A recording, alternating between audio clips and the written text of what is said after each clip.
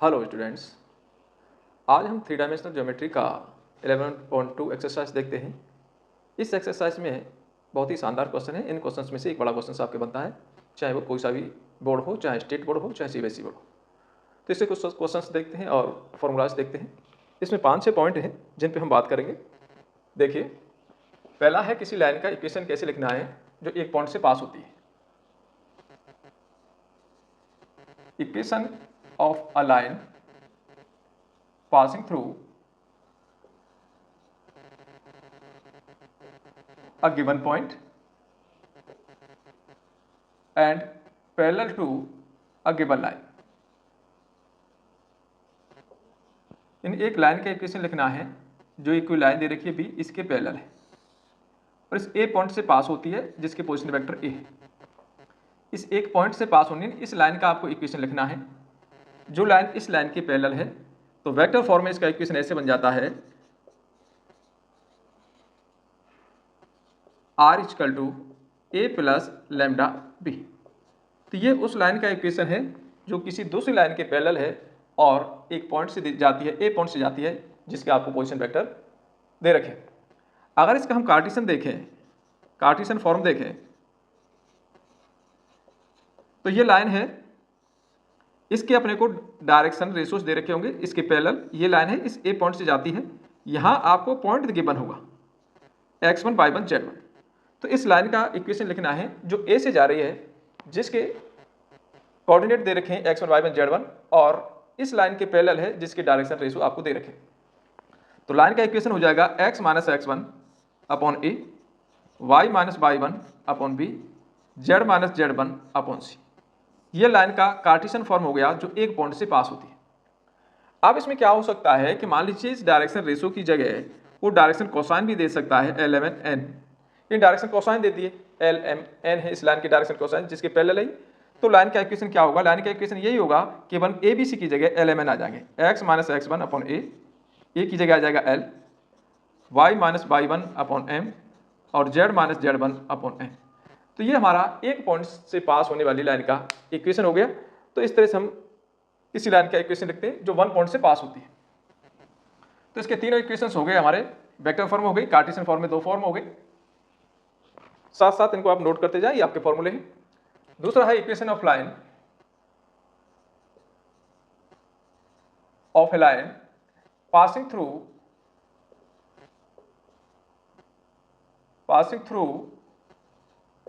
To given points. इन 2 point से pass होती है लाइन। यानी ये लाइन है हमारी जो एक ए पॉइंट से पास हो रही है, दूसरी बी पॉइंट से पास हो रही है। इसका पोजीशन वेक्टर ए है और बी का पोजीशन वेक्टर बी है। पॉइंट ए का पोजीशन वेक्टर ए है और पॉइंट बी का पोजीशन वेक्टर बी है। तो वेक्टर फॉर्म में लाइन का इक्वेशन क्या होगा? r equal to A plus lambda B minus A. यानी ये लाइन का इक्वेशन हो गया जो 2 पॉइंट से पास होती है जिनके अपने को पोजीशन वेक्टर दे रखे। ये ध्यान रखना है कि पोजीशन वेक्टर दे रखे। अगर इसका हम कार्टेशियन लिखें, कार्टेशियन फॉर्म इसका लिखते हैं, तो लाइन ये है, इसके दोनों पॉइंट के कोऑर्डिनेट दे रखेंगे x1 y1 z1 और बी पॉइंट दे रखा है x2 y2 z2। यानी ये लाइन पास हो रही है x1 y1 z1 और x2 y2 z2 से। ये यहाँ आपको पॉइंट के कोऑर्डिनेट गिवन है। तो लाइन का इक्वेशन क्या हो जाएगा? इक्वेशन ऑफ लाइन हो जाएगा x minus x1 upon x2 minus x1, y minus y1 upon y2 minus y1 और z minus z1 upon z2 minus z1। ये क्या है? डायरेक्शन रेशो ही है, ABC है। चाहे ABC निकाल के डाल दो या फिर आप सीधा ये फॉर्मूला यूज कर सकते हैं। ये 2 पॉइंट से पास होने वाली लाइन का इक्वेशन हो गया।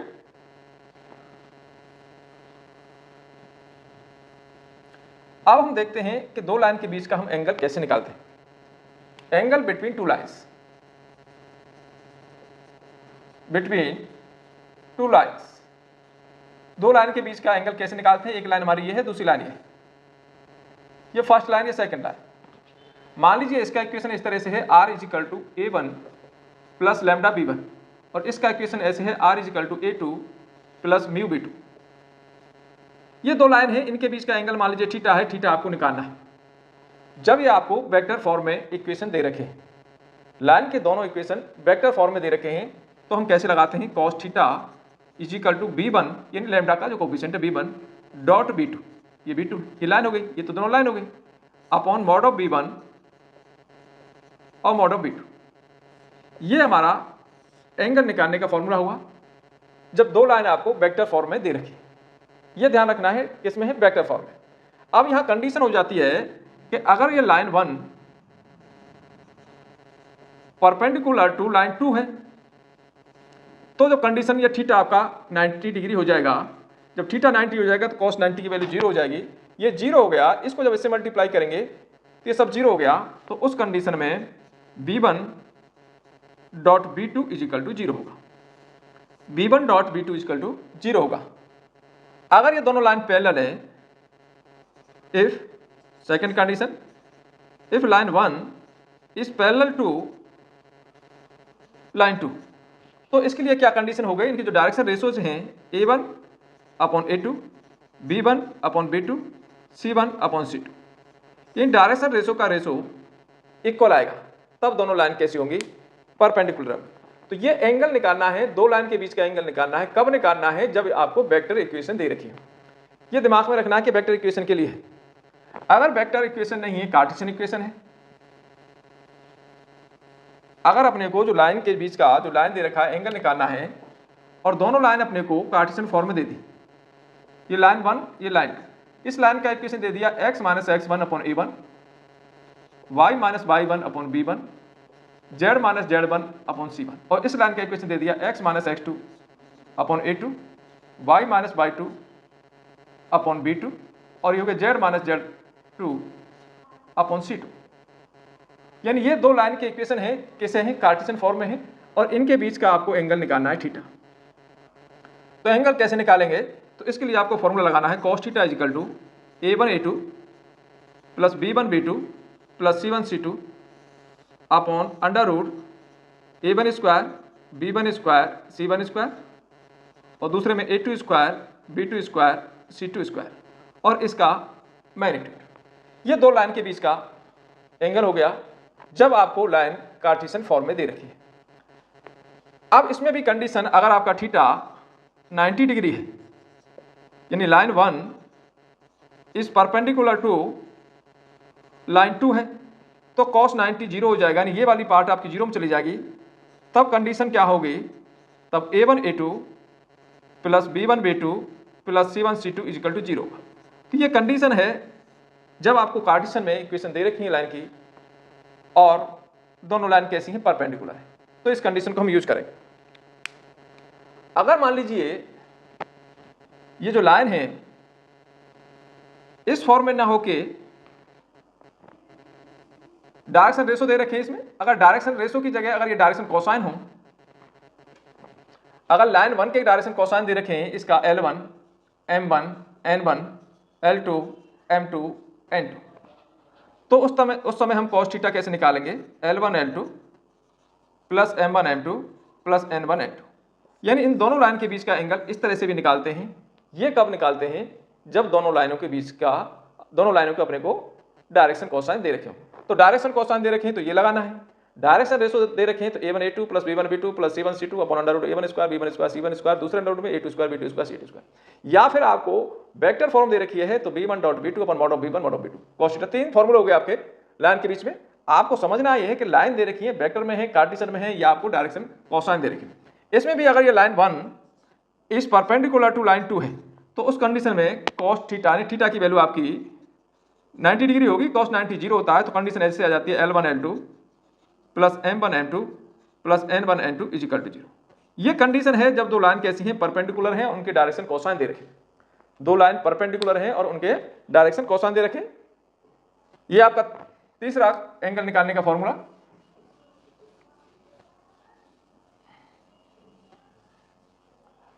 दो लाइन के बीच की शॉर्टेस्ट डिस्टेंस कैसे निकालनी, ये सबसे ज्यादा इंपॉर्टेंट यही है, shortest distance between two lines. दो लाइन के बीच का शॉर्टेस्ट डिस्टेंस, एक लाइन ये है और दूसरी लाइन ये है, इनके बीच का आपको शॉर्टेस्ट डिस्टेंस d निकालना है। मान लीजिए इस लाइन का इक्वेशन ऐसे दे रखा है r is equal to a1 plus lambda b1 और ये दे रखा है r is equal to a2 plus mu b2, इस फॉर्म में दे रखा है, यानी वेक्टर फॉर्म में दे रखा है। तो हम शॉर्टेस्ट डिस्टेंस कैसे निकालेंगे? एक वेक्टर फॉर्म से ही हम कार्टेशियन को वेक्टर में कन्वर्ट कर सकते हैं। इसी एक फॉर्मूले को हम यूज करेंगे। कार्टेशियन वाला फॉर्मूला थोड़ा बड़ा है, उसको आप यूज नहीं करेंगे, इसी को यूज करेंगे। तो शॉर्टेस्ट डिस्टेंस हम कैसे निकालेंगे? मॉडुलस b1 और b2 का cross product, b1 cross b2, इसका डॉट करेंगे a2 माइनस a1, a2 में से a1 माइनस कर देंगे और नीचे आपका b1 क्रॉस b2 का मैग्नीट्यूड और पूरे का मैग्नीट्यूड। तो इस तरह से हम शॉर्टेस्ट डिस्टेंस निकाल लेते हैं। देखते हैं कि वेक्टर फॉर्म में है कि नहीं। अगर वेक्टर फॉर्म में है तो हम ये फॉर्मूला लगाएंगे, अगर कार्टेशियन में है तो उसको हम वेक्टर फॉर्म में कन्वर्ट कर देंगे, वो भी हम सीखेंगे। अब ये shortest distance between two parallel lines, ये तो दो लाइन कैसी भी हैं, पैरेलल नहीं है। अगर पैरेलल है तो शॉर्टेस्ट डिस्टेंस हम कैसे निकालेंगे? टू पैरेलल लाइंस के बीच का डिस्टेंस, शॉर्टेस्ट डिस्टेंस। अगर दोनों लाइन पैरेलल हैं, यह है r is equal to a1 plus lambda b1, दूसरी होगी r is equal to a2 plus mu b2। अब ये b1 b2 यहां पर नहीं होगा। अगर दो लाइन पैरेलल हैं तो लैम्डा और म्यू के कोएफिशिएंट एक जैसे होंगे, तो यहां से आप अंदाजा लगाएंगे अगर दोनों वैल्यू सेम आ रही हैं तो इसका मतलब दोनों लाइन कैसी हैं? पैरेलल है। तो पैरेलल है तो शॉर्टेस्ट डिस्टेंस हम इस तरह से लगाएंगे। b हमारे पास एक ही है, क्रॉस प्रोडक्ट करेंगे, a2 माइनस a1 किस निकाल के उसके साथ क्रॉस प्रोडक्ट करेंगे और नीचे मॉड ऑफ b हो जाएगा। ये shortest distance between two parallel lines. अब इन पे बेस्ड हम कुछ क्वेश्चंस देखते हैं।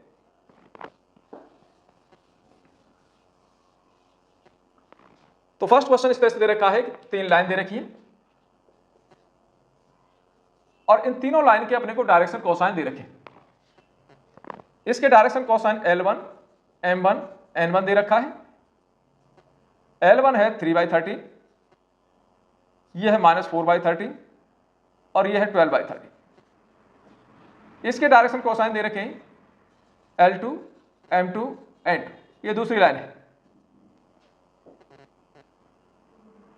4/13, 12/13 और 3/13 और ये तीसरी लाइन है। इसके डायरेक्शन कोसाइन हो गए L3, M3, N3, इस तरह से। पहले मैं सबके डायरेक्शन कोसाइन लिख लेता हूं। 3/13 -4/13 और 12/13, ये तीनों लाइनों के डायरेक्शन कोसाइन दे रखे हैं और आपको ये शो करना है कि तीनों लाइन म्यूचुअली परपेंडिकुलर हैं, यानी पहली लाइन दूसरी पर परपेंडिकुलर, दूसरी तीसरी पर परपेंडिकुलर, तीसरी पहली पर परपेंडिकुलर। तो परपेंडिकुलर का कंडीशन लगाना है। तो परपेंडिकुलर का कंडीशन जब आपको डायरेक्शन कोसाइन दे रखे हैं तो क्या होता है? तो condition of two perpendicular lines ये होता है L1 L2 plus M1 M2 plus N1 N2 is equal to 0। अगर उनके डायरेक्शन कोसाइन का प्रोडक्ट का सम 0 आता है तो परपेंडिकुलर है। तो L1 M2 ये लगा देते हैं, हम यहां से लेते हैं। L1 है आपके पास में 3/13, L2 है 4/13 प्लस M1 है -4/13 और ये है 12/13 प्लस N1 12/13 और ये आ गया 3/13। अगर ये 0 आता है तो लाइन परपेंडिकुलर, मल्टीप्लाई करें 12/169 और ये मल्टीप्लाई करेंगे -48/169 और ये क्या 36/169। तो ये सारे दोनों प्लस करेंगे तो 48, तो ये 0 आएगा।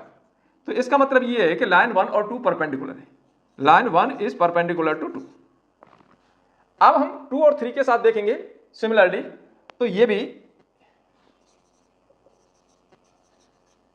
Similarly L2 L3 plus M2 M3 plus N2 N3 भी 0 आएगा और L1 L3 plus M1 M3 plus N1 N3 भी 0 आएगा। तो इसका मतलब है ये इस पे परपेंडिकुलर है, ये इस पे परपेंडिकुलर है और N3 इसका इसके साथ कर दिया, ये भी परपेंडिकुलर है। तो इसका मीनिंग ये हो गया कि तीनों लाइन ही म्यूचुअली परपेंडिकुलर है। Hence given lines are mutually perpendicular each other, एक दूसरे पर परपेंडिकुलर है। तो इस तरह से हम परपेंडिकुलर का कंडीशन लगाएंगे। ये आपका फर्स्ट क्वेश्चन।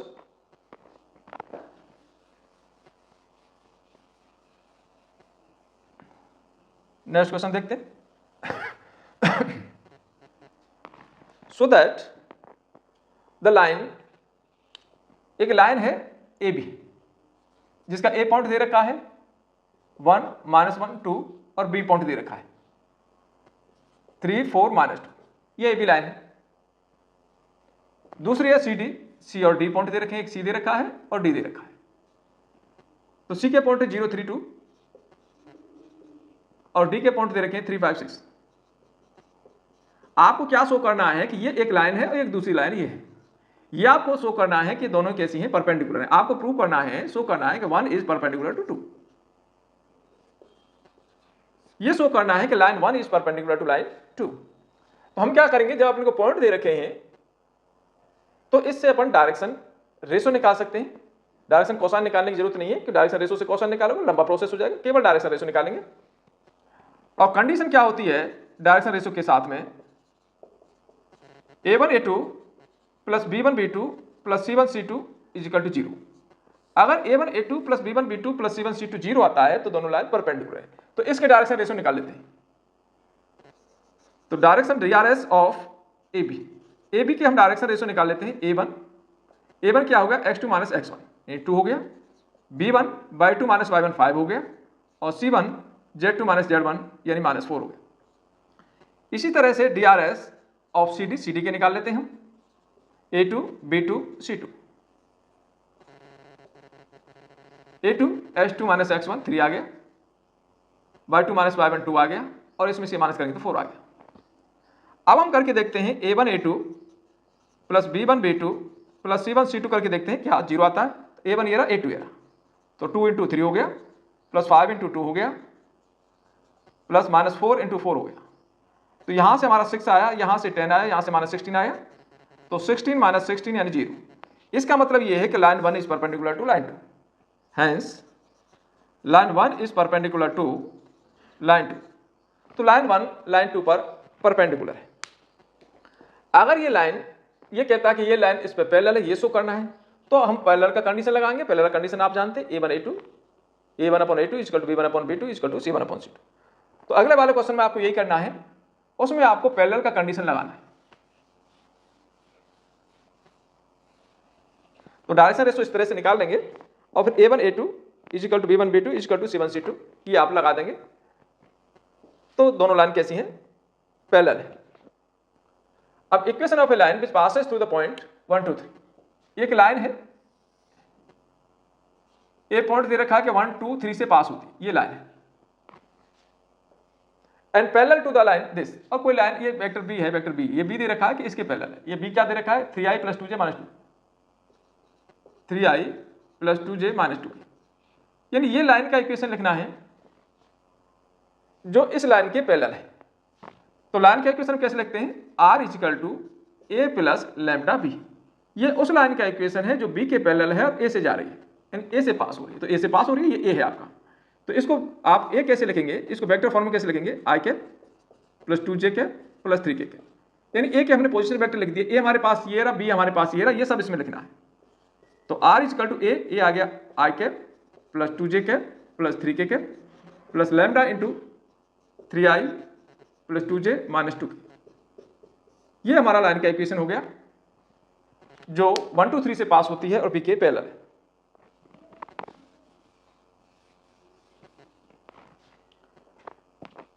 नेक्स्ट क्वेश्चन देखें, find the equation of a line in vector and Cartesian form passing through the point. Vector और कार्टेशियन फॉर्म में लाइन का इक्वेशन लिखना है। ये लाइन है, ये यहां से पास हो रही है, ए से पास हो रही है, इसके अपने को पोजीशन वेक्टर दे रखे, ए दे रखा है आप 2i - j + 4k, यानी इससे पास हो रही है। और इसी के डायरेक्शन, एक लाइन दे रखी है, बी दे रखी है, यानी इस बी के डायरेक्शन में, यानी इसके पैरेलल है। ये क्या दे रखा है, i plus 2j cap minus k cap, यानी b के पैरेलल है a से जा रही है। तो वेक्टर इक्वेशन तो आपका आराम से आ जाएगा। Vector equation r equal to a plus lambda b अभी लिखा है हमने। तो r इक्वल टू a हमारे पास में है 2i cap minus j cap plus 4k cap plus lambda into b, अपने पास दे रखा है i cap plus 2j cap minus k cap. ये हमारे में वेक्टर इक्वेशन हो गया जो a से पास हो रही है और b के पैरेलल है। अब इसका कार्टेशियन लिखना है। तो a से पास हो रही है तो इसके कोऑर्डिनेट क्या हो गए, 2 -1 और 4 हो गए। 2 -1 और 4 हो गए। ये जो i j के कोफिशिएंट हैं वही आपके कोऑर्डिनेट हैं। यहां पर जो b में i j के कोफिशिएंट दे रखे हैं ये आपके डायरेक्शन रेशो है। तो a इक्वल टू i का coefficient, b equal to j का कोफिशिएंट और c इक्वल टू k का कोफिशिएंट। ये हमारे ABC हो गए और ये हमारा पॉइंट हो गया। तो हमको दो चीज चाहिए थी, एक पॉइंट चाहिए था, ये कार्टेशियन में लिखना है। तो कार्टेशियन में लिखना है तो पॉइंट चाहिए। पॉइंट हमारे पास आ गया 2 -1 4 और डायरेक्शन रेशो आ गए ABC। a आ गया 1, b आ गया 2 और c आ गया -1। कार्टेशियन फॉर्म में लाइन का इक्वेशन होता है x - x1 upon a, y - y1 upon b, z - z1 upon c। ये कार्टेशियन इक्वेशन का फॉर्म है।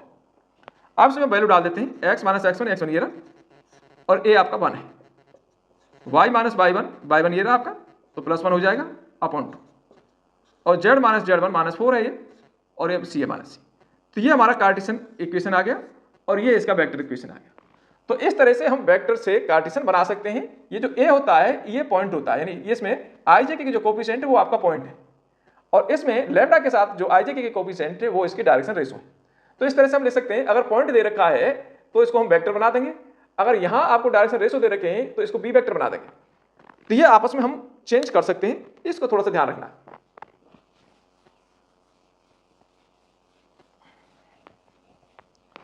नेक्स्ट क्वेश्चन देखें। Find the Cartesian equation of a line with passing through point. ये point दे रखा है कि लाइन कहां से पास हो रही है। ये लाइन है आपके पास, ये यहां से जा रही है, ए से जा रही है। इसके कोऑर्डिनेट दे रखे हैं -2 4 -5, यानी कोई लाइन है ए से जा रही है, इसके आपको पॉइंट दे रखे हैं and parallel to the line this, और ये कोई लाइन है इसके पैरेलल है। अब इस लाइन का इसने इक्वेशन दे दिया, कैसे दे दिया, x + 3/3 = y - 4/5 = z - z + 8/6। इस तरह से दे दिया कोई भी इक्वेशन। अब इसको आपको एक लाइन का इक्वेशन लिखना है। कैसा, कार्टेशियन इक्वेशन लिखना है। कार्टेशियन इक्वेशन के लिए आपको पॉइंट चाहिए और डायरेक्शन रेशो चाहिए। अब ये लाइन इस लाइन के पैरेलल है तो जिसके जो डायरेक्शन रेशो है वही डायरेक्शन रेशो इसके हो गई। तो इस लाइन के भी डायरेक्शन रेशो आपके यही हो गई। ए की वैल्यू 3 हो गई, बी की वैल्यू 5 हो गई और सी की वैल्यू 6 हो गई। ये आपके डायरेक्शन रेशो है और पॉइंट अपने पास दे रखा है। तो लाइन का इक्वेशन होता है x - x1 upon a, y - y1 upon b और z - z1 अपॉन c। एक पॉइंट से जाने वाली लाइन जिसके डायरेक्शन रेशो दे रखे हैं और पॉइंट दे रखा है। x1 y1 z1 ये हमारा पॉइंट है, ये हमारा x1 y1 और z1 पॉइंट है और ये आपके डायरेक्शन रेशो है। तो x - x1 है 2 अपॉन a हमारा 3, y - y1 4 और b है 5, z - z1 -5 है तो प्लस का 5 हो जाएगा अपॉन 6। तो ये उस लाइन का इक्वेशन हो गया जो ए से तो पास होती है, इस पॉइंट से तो पास होती है और इस लाइन के पैरेलल है। तो जो इसके डायरेक्शन रेशो है वो ही इस लाइन के डायरेक्शन रेशो होंगे।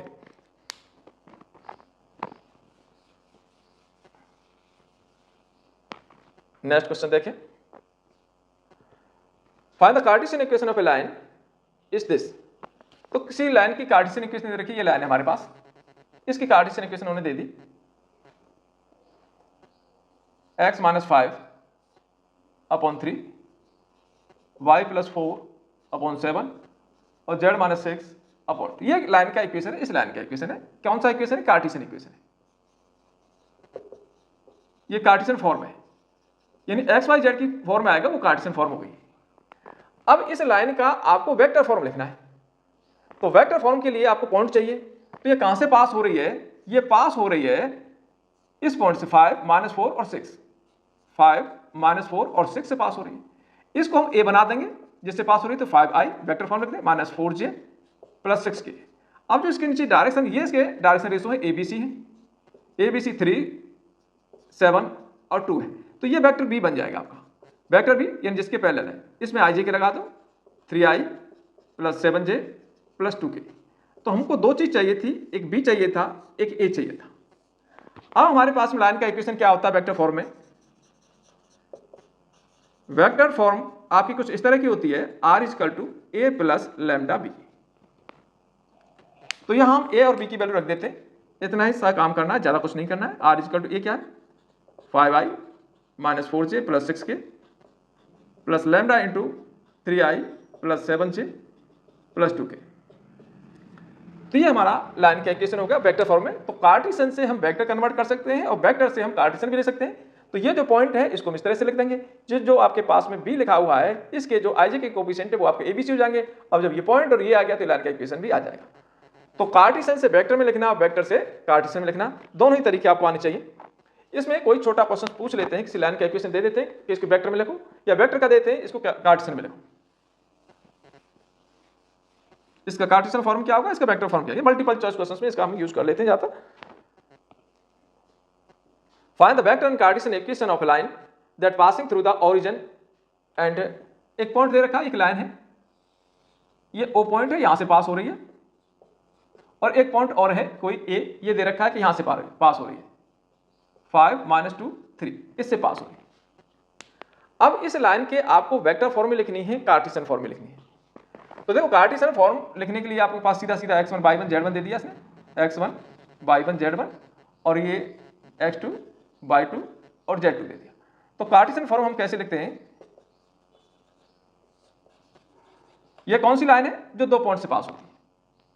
ये वो लाइन है जो दो पॉइंट से पास हो रही है। तो दो पॉइंट से जाने वाली लाइन का equation x minus x1 upon x2 minus x1, y minus y1 upon y2 minus y1, और z minus z1 upon z2 minus z। ये लाइन का इक्वेशन है। किस लाइन का इक्वेशन है? जो दो पॉइंट से जा रही है। एक पॉइंट ये है, दूसरा पॉइंट ये है। तो x माइनस x1 0 है, x2 माइनस x1 तो 5 ही आएगा, y माइनस y1 0 है, इसमें से ये माइनस करेंगे तो ये माइनस 2 ही आएगा, और z माइनस z1 ये तो 0 है, अब इसमें से ये माइनस करेंगे तो आपका 3 आएगा। तो ये कार्टेशियन इक्वेशन हो गई जो ओरिजिन से जा रही है और ए से जा रही है, दो पॉइंट से पास हो रही है। अब इसका वेक्टर लिखना है, तो देखो इसको हम ऐसे लिख देंगे, वेक्टर में 0 i cap plus 0 j cap plus 0 k cap. ये हमारा ए हो गया, ए से जा रही है, ए के पोजीशन ओ के पोजीशन वेक्टर हो गए, और ये हमारा बी हो गया दूसरा, इस पॉइंट से जा रही है, तो 5i minus 2j plus 3k, ये हमारा बी हो गया। ये दो पॉइंट हैं, दो पॉइंट के पोजीशन वेक्टर दे रखे हैं, लाइन के पोजीशन वेक्टर नहीं, ये ध्यान रखना है। तो वेक्टर फॉर्म हम कैसे लिखते हैं? वेक्टर फॉर्म में से लिखते हैं r is equal to a plus lambda b minus A. b में से a को माइनस कर देंगे, तो r is equal to a हमारा 0 0 है sir, 0i plus 0j plus 0k plus lambda into b minus ए। b में से a माइनस करोगे तो सेम वही वैल्यू आएगी, तो 5i minus 2j plus 3k। तो ये हमारी वेक्टर इक्वेशन हो गई जो ओरिजिन और एक ए पॉइंट से पास हो रही है। तो दोनों फॉर्म हो गई, ये आपकी कार्टेशियन फॉर्म हो गई, ये आपकी वेक्टर फॉर्म।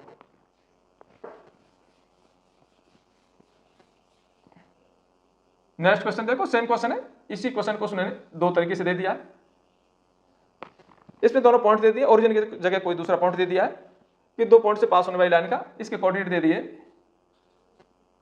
3 माइनस 2 माइनस 5, और इसके कोऑर्डिनेट दे दिए ए के 3 माइनस 2 6। ये दो पॉइंट से जाने वाली लाइन का इक्वेशन लिखना है, ए और बी के देते हैं इसको। ए बी का इक्वेशन लिखना है, तो ये हमारे पास पॉइंट आ गए x1 y1 z1, और ये पॉइंट आ गया x2 y2 z2। तो कार्टेशियन में आप अभी आपने लगाया है, सेम फॉर्मूला लगा देंगे। कार्टेशियन इक्वेशन कैसे होता है? x minus x1 upon x2 minus x1, y minus y1 y2 minus y1, और z minus z1 upon z2 minus z1। तो ये हम फॉर्मूला लगा देंगे, x1 y1 z1 अपने को दे रखे। अब इसका वेक्टर इक्वेशन लिखना है। वेक्टर इक्वेशन कैसे लिखेंगे? r is equal to a plus lambda b minus A. तो अपने को b और a चाहिए, तो a से जा रहा है, ये हमारा a हो गया, इसको वेक्टर फॉर्म में लिख दो। कैसे आएगा? 3i cap minus 2j cap minus 5k। ये a पॉइंट के पोजीशन वेक्टर हैं। ये b पॉइंट के पोजीशन वेक्टर आपका b हो जाएगा, 3i minus 2j plus 6k। ये b के पोजीशन वेक्टर है। अब ये दोनों वैल्यू यहां रख देंगे तो ये हमारा वेक्टर फॉर्म आ जाएगा। ये काम आप कर लेंगे अच्छी तरह से।